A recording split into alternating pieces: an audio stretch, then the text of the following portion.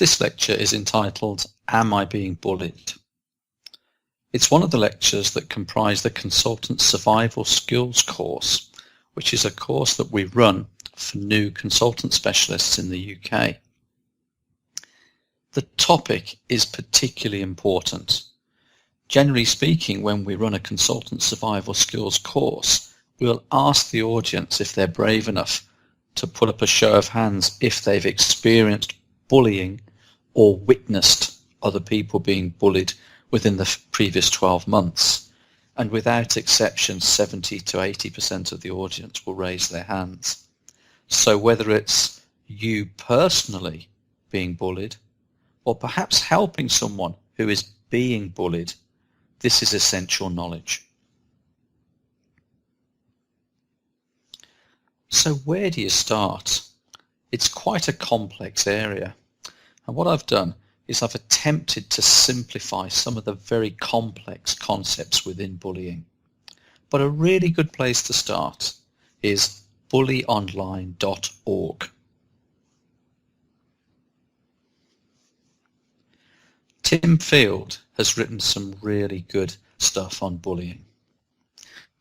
And this particular little book, Bully Insight, How to Predict, Resist, Challenge, and Combat Workplace Bullying, is an absolutely essential read for anybody who wants to increase their knowledge and help others. In the UK, bullying is taken pretty seriously. Certainly within the NHS, there should be a zero tolerance attitude towards it. And so there are some pretty good definitions from the gov.uk website. And basically, bullying is any behaviour that makes an individual feel intimidated or offended. Harassment is unwanted conduct which may be related to one's age, to disability, race, ethnicity, religion, sex, sexuality, etc. And this unwanted conduct violates an individual's dignity or creates an intimidating, hostile, or humiliating environment for that individual. And of course, we can easily see how harassment can very easily mutate into discrimination. Let's get one thing straight at the start. It's not your fault if you're being bullied. And interestingly, in our lectures on burnout, again, the one thing to get straight at the start is it's not your fault. For example, in burnout, it's often the people who care the most who burn out. So it's really important at the start to realise that if you are the victim of bullying or harassment, it is not your fault, but you must seek help. In order to understand bullying, you've really got to get to the heart of the problem. And there's no easy way to say this, but we've got to just call a spade, and bullies are inadequate people. We're going to look at this in a bit more detail, but the essence of their problem, which they will project onto you, is that they are inadequate. And what you've got to do is you've got to get good at identifying the characteristics of bullies. These people may be part of your team. They may be part of the unit in which you work or the hospital in which you work. And by being able to identify these key characteristics, you can get yourself out of the danger zone and advise younger colleagues on how best to protect themselves. So let's look at some of the characteristics of bullies and ask yourself, have you got any colleagues who fit the bill? So bullies are characteristically poor listeners. They talk at you, but they don't listen to what you're saying. It's very interesting that they have a very high degree of obsessive compulsive disorder and they are usually control freaks and love to micromanage other people. They have features of being constantly critical. So whereas most of us in our roles as mentors would always say the good things before the bad and make constructive comments before more destructive comments, bullies, right from the start, are constantly critical. They're often highly intelligent and have a Jekyll and Hyde nature. And the problem with that is that they know exactly who to behave well with, and they know exactly who they can get away with bullying behaviour with. And so that's one of the problems, that if you feel you're being bullied, other people may not realise. A very characteristic behaviour of bullies is that they have delusions of self-importance. They are naturally drawn to positions of power. They may not be fantastic clinicians, but they will get drawn to the positions of power, and they may have influence over you. Very interestingly, they have strong narcissistic tendencies. And in essence, a narcissist is someone whose world ends 5 centimeters in front of their face.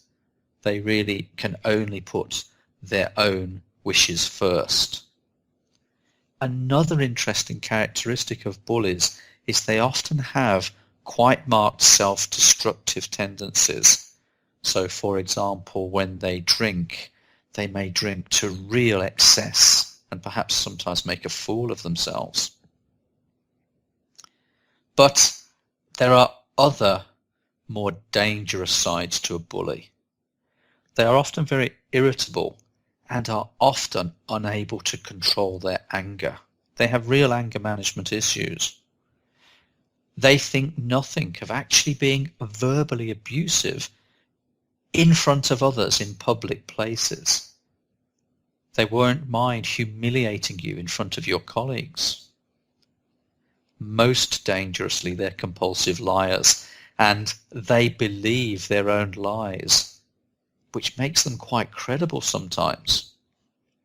Typically, they will try to undermine their target in any way that they can. And one of the fundamental characteristics of bullies is that they really don't understand the concept of respecting boundaries between individuals. I took a personal interest in what fuels bullies when I witnessed a relatively large number of trainees being bullied by particular people.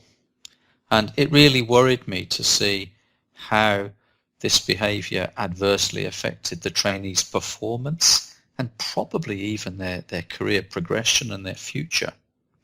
And so when I analysed the people that I knew were doing this, I came up with my own thoughts of the 3 Ps, which I think are, again, very important. And again, this is slightly unsavoury, but when one considers what fuels bullies, there is often marked personal failure in their lives. There is often intense professional jealousy towards others. And this is often coupled with strong prejudice. And I think you can see that when you combine those things together, that is why bullies are dangerous.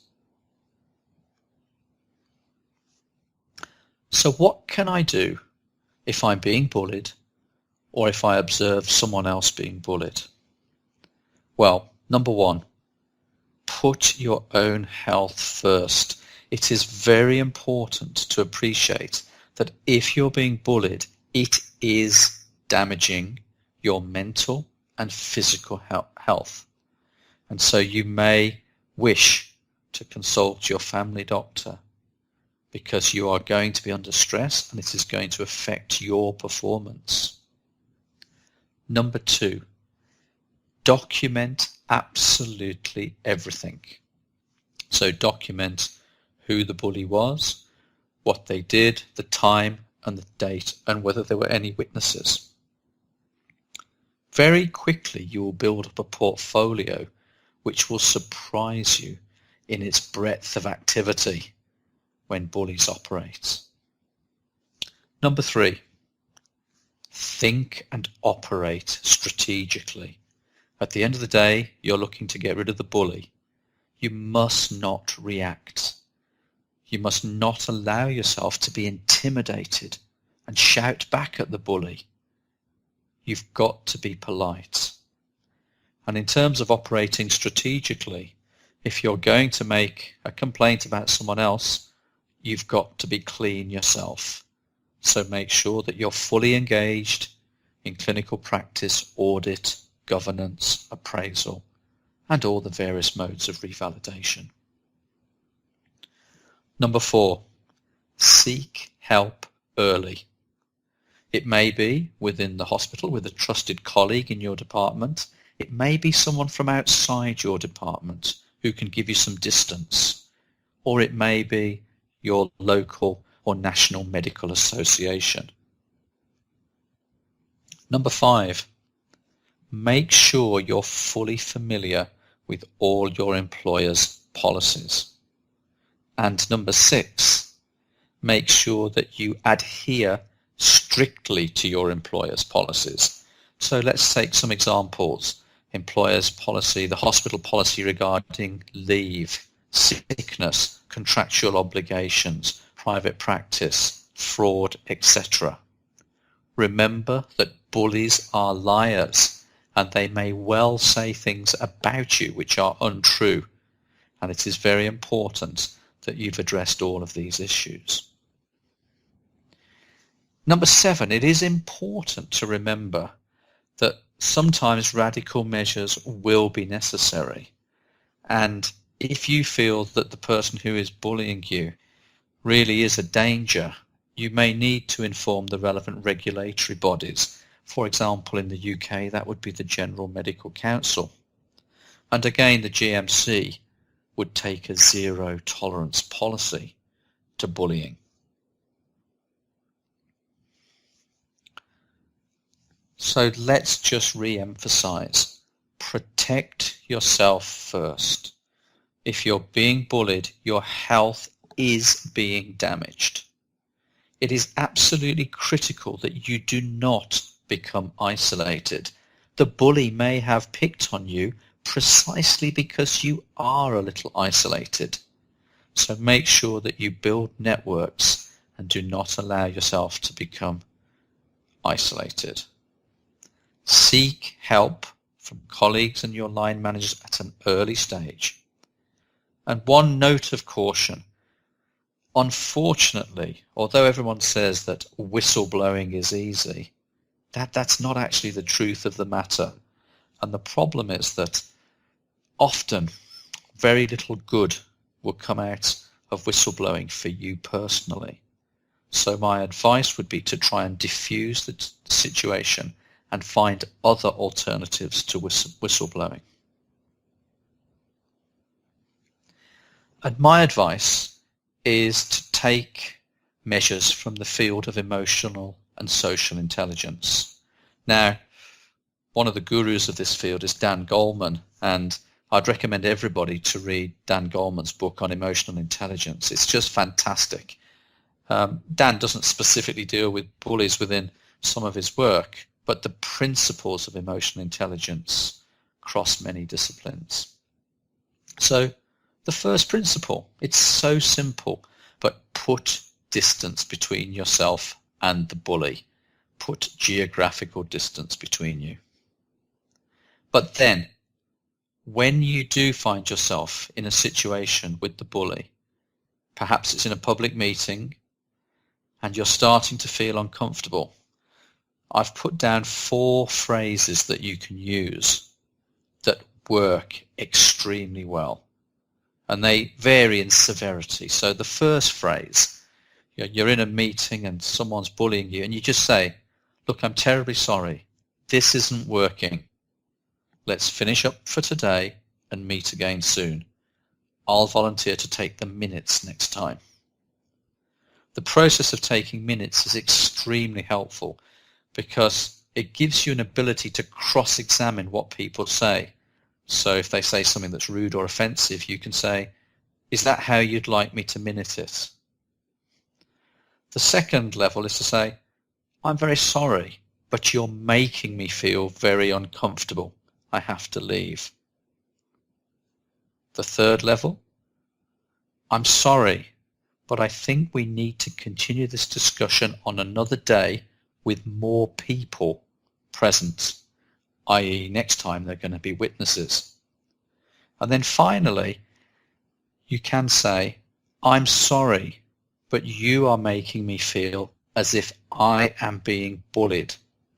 I need to take leave and take professional advice before we meet again. And this last statement is the most powerful, and I guarantee will get a bully away from you. No one can say that they know how you feel.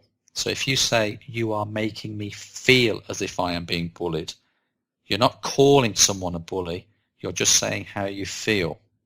You're saying you need to take leave, and the fact that you're saying you need to take professional advice will alert the bully that they better back off quickly. Otherwise, the full might of the law will be upon them. So these are very powerful statements. Now, you do need to be brave enough to say them. But if you really can't find it within yourself to say one of these 4 phrases, then the next option is to ask someone to say it on your behalf to the bully on another occasion. And that too can be very helpful. Bullying has to be stamped out within the healthcare profession. We are a caring profession, and it is my view that there should be zero tolerance towards bullying.